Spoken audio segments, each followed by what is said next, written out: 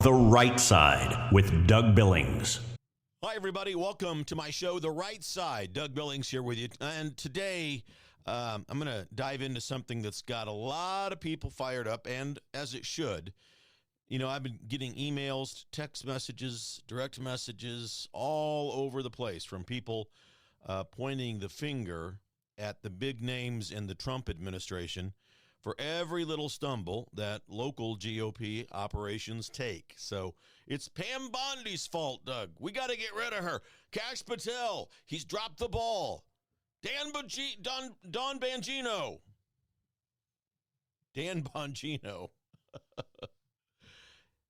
He should have seen this coming, Doug. Come on.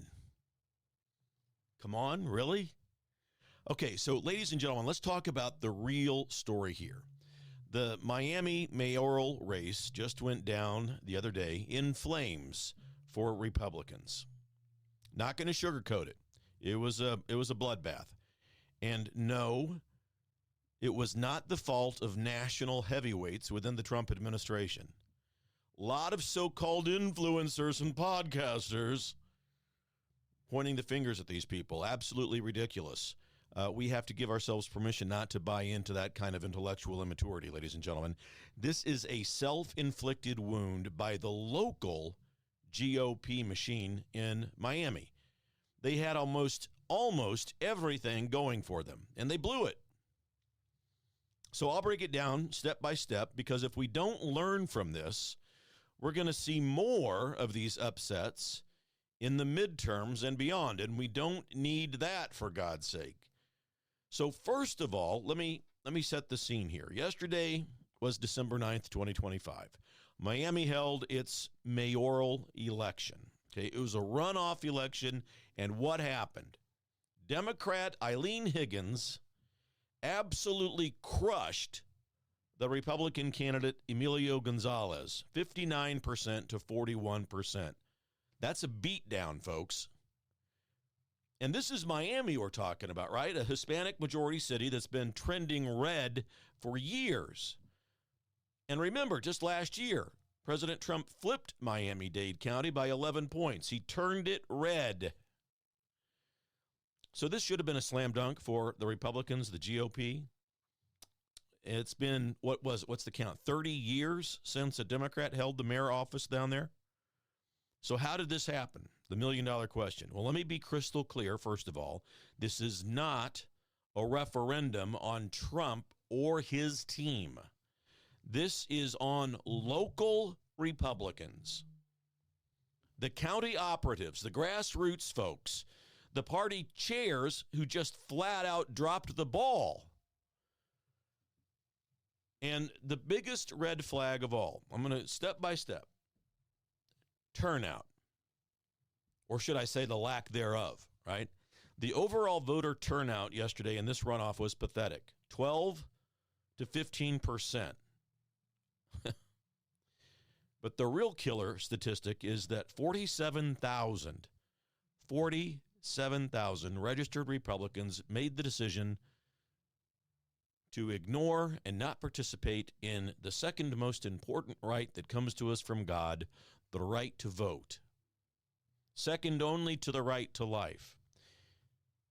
Imagine being a Republican and not being motivated to vote, not looking at the rights that come to us from God and the military men who have gone to the battlefield and died to protect our right to vote. It never ceases to amaze me. You do not honor God and you do not honor the military when you decide not to participate in the rights that God has given us. Higgins won by about 7,000 votes. And if you do the math, even if half of those no-shows showed up, if they had gotten off their butts and gone to the polls, Gonzalez would have walked away with an easy win. Now, the Democrats, they showed up. Democrats are better activists than Republicans, truthfully. They are. We've got to admit it. They get involved in their local level of politics big time, and they've been doing it for over 190 years, ladies and gentlemen. We didn't arrive at this overnight. It wasn't just in 2020 when we all woke up to realize there was a theft of an American presidential election. The Democrats have been taking control of their local level of politics for 190 years. And we, the Republicans, are not the activists that they are. We have to admit the truth when the truth looks us in the eye.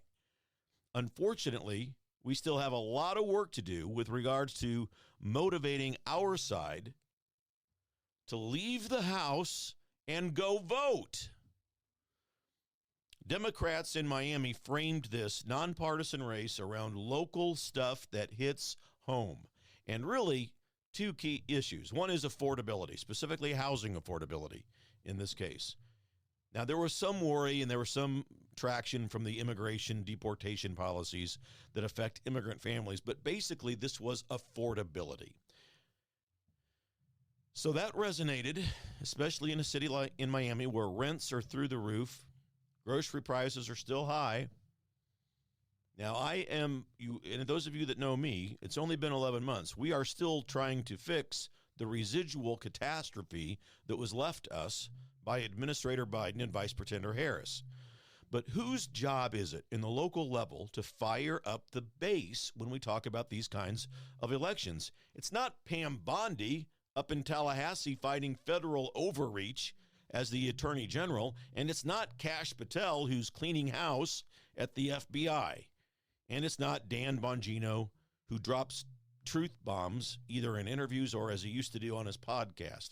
It is on the local crews. The Republican Party of Florida, the Miami-Dade GOP chair, Evan Power. It's their fault. Local leaders should have been knocking on doors in Little Havana, reminding people why they went red there in the first place. Instead, the enthusiasm fizzled. There's no excuses. This is on them. Which brings me to point number 2, the ground game, or again, the total lack thereof. I saw a post from my friend Ann Vandersteel that nailed this thing right on the head. She said, and she asked the question, where was the ground game? Where were the door knockers? Where was the MAGA fire? Exactly, Ann. You're exactly right. She's spot on. Democrats didn't win this thing by accident. They ran a smart, high-energy campaign, year-round organizing, building coalitions in that area, across ethnic lines, Hispanics, non-Hispanics, even peeling off some disillusioned Republicans who are fed up with what they call chaos and corruption. Fair enough. All fair, okay? Higgins, who's a former county commissioner, even branded herself as La Gringa to try to connect with the Latino communities, and apparently that worked. She hammered on affordability. And that cut deep in a city dealing with real pain points about the cost of living. So now look at the Republican side, okay? Emilio Gonzalez. He's a solid guy, a former city manager, got endorsements from Trump and from DeSantis, and that is firepower. But the key part of why this went south, Gonzalez is not and was not a populist political outsider. He was more of an establishment insider, and he just didn't have that raw charisma, the passion that ignites real interest and gets people excited to vote. And therein lies the lesson for local GOP leadership in states throughout the country. In a race like this, in all races, you need somebody who can channel that MAGA energy, the fire, to fire up the crowds and make voters feel like they're part of a movement, not just checking a box for another bureaucrat or a guy who used to be county clerk. You got to get people in there from the outside. Even, after all, it's what the founding fathers gave us as a template for serving in office. No experience in serving in office. That's the template. Endorsements alone don't win the elections, ladies and gentlemen. You need boots on the ground. Miami-Dade GOP folks like Kevin Cooper are calling it a mountain out of a molehill, right? They're saying, well, this is no big deal. Well, that's just spin. And it's ridiculous because it is a big deal. They didn't build a relentless field program. They didn't go door to door. They didn't have any hustle with door knocking. No counterpunch to the Democrat narrative. And the Democrats out-hustled them, plain and simple. Local Republicans treated this like a formality, like the city that was theirs by right. We've had it for 30 years. It's ours. Well, newsflash. Elections are knife fights. They're not coronations. Florida, the reason Florida stays red is precisely because of the ground game. And they forgot that in Miami. And here's where it gets even more frustrating. Point number 3. Internal sabotage, really, I think. Straight up hostility to the base. Ann Vandersteel's thread hit this hard, and she's spot on, folks. The Republican Party of Florida has been openly hostile to the very base that carried Trump across the finish line, not once, but twice. Okay, actually 3 times. I get it. 3 times, right? They're propping up establishment picks. And this is a lesson for, again, like I said, for all GOP leadership teams across the country. Don't give us establishment picks. Find real America First candidates. You know, people who can speak without having to use note cards or a script or a teleprompter. People who can speak from the heart. People who can win the room when they're speaking to people with other candidates in the room. We have to go door to door. We have to get volunteers out to do that. We've got to have a ground game. And Trump's team gave them the endorsement boost. But local operatives acted as if it was an afterthought. Why was there no surge of volunteers from nearby red areas? Why was there no pushback against Higgins' story that Republicans are more interested in building cages than affordable housing? It's not new, folks. The state party has a track record of this anti-MAGA mindset.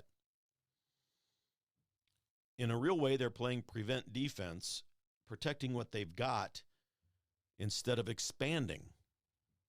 And so, as a result, Trump enthusiasm is waning a little bit there in Florida.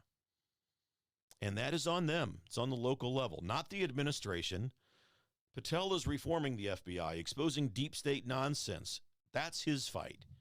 Bondi is battling swamp creatures legally, and they can't arrest Democrats fast enough to save local ballots, and they shouldn't have to. Let me tell you about this whole quick arrest hunger that a lot of people on our side have. You know, we want perp walks right now. We need to see arrests today. We need to see, you know, Nuremberg 2.0, and we need to see people put away in Gitmo and da-da-da-da. Okay, so that's how the radical communist socialists, formerly known as Democrat Party, operates. That's all them. Complete tyranny, arson, anarchy, terrorism. You get it, right? That's how they do it. Make up stories. The Russia collusion hoax. Fake impeachment hearings with fake data and fake evidence. That's the radical left. And that is tyranny. Swatting people's houses. Roger Stone's, Peter Navarro, just to name a couple. Going after General Flynn. You know, all of what they've done. That is what the radical left does, and that is tyranny. Ladies and gentlemen, we do not remedy tyranny by using tyranny. We don't do what they do. We don't do what they did. It takes time to build a credible, legitimate case against criminals. It's easy to make up BS and throw nonsense against a wall and arrest people for it, especially when you're the Democrats and you have everybody in the deep state basically on your side. We on the right side are trying to drain the swamp. We don't have what they have, which is basically a total lack of moral compass. We do have a moral compass. We don't use tyranny to overcome tyranny. So try to give yourselves permission, demand that you give yourselves permission to stop pursuing this quick justice nonsense. We need to see arrests now. If Pam Bondi and Kash Patel don't deliver somebody's head on a platter tomorrow, we should fire them. I understand the frustration in those kinds of statements. I understand the backdrop. But I also understand this, and trying to be as gentle as I can here, that's intellectual immaturity. American justice isn't meant to act like that. Head on a platter tomorrow.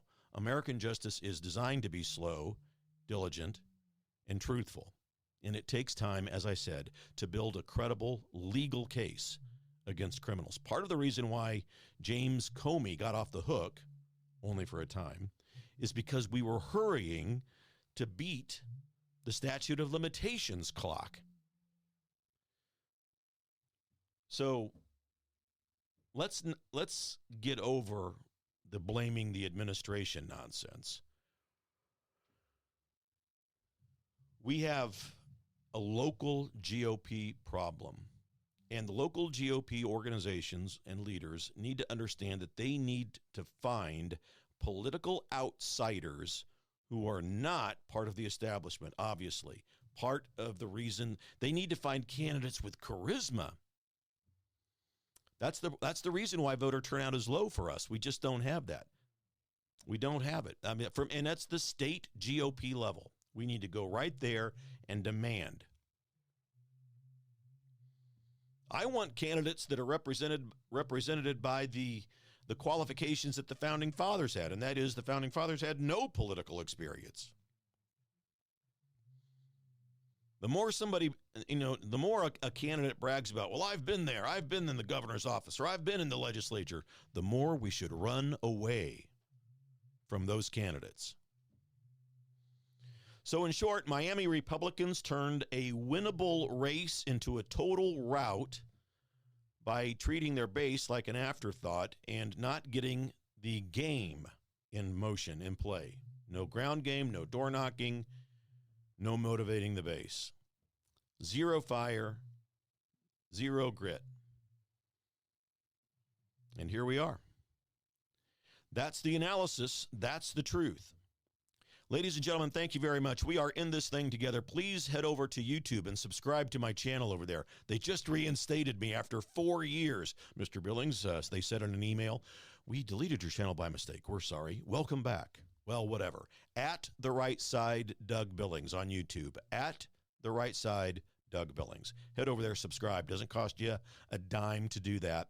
And if you want to contribute, DougBillings.us, my website. Feel free to prayerfully consider setting up a $5 a month reoccurring donation over there so that I can bring you the program. And notice, I never charge you to watch the program. Finally, it's the holiday season. If you want a personal greeting for yourself or for a family member or friend, book me on Cameo. Ladies and gentlemen, share this episode. Share it out. We need to wake up our base. We need to get our local GOP leadership in line in time for the midterms. God bless you. We are in this thing together. Believe it. For the Republic. Cheers.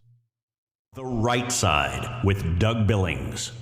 Hi, everybody. Welcome to the set of my show, Doug Billings. Hey, my good friends at EMP Shield, that's electromagnetic pulse, in case you're from Raytown, Missouri.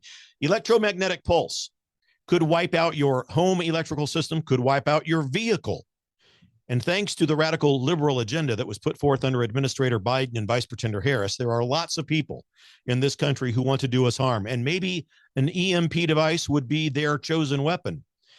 But EMP Shield gives you a device that can protect you. This little baby here goes on your home outlets, a computer, a router, whatever you want to protect. And then they also have a larger model like this. You can still hold it in the palm of your hand that goes on your vehicle battery so that you can get out of trouble from point A to point B. EMPshield.com. Promo code Doug, ladies and gentlemen. Save yourself. Save your property. EMPshield.com. Promo code Doug. We're in this together, folks. Believe it. For the Republic. Cheers. The Right Side with Doug Billings.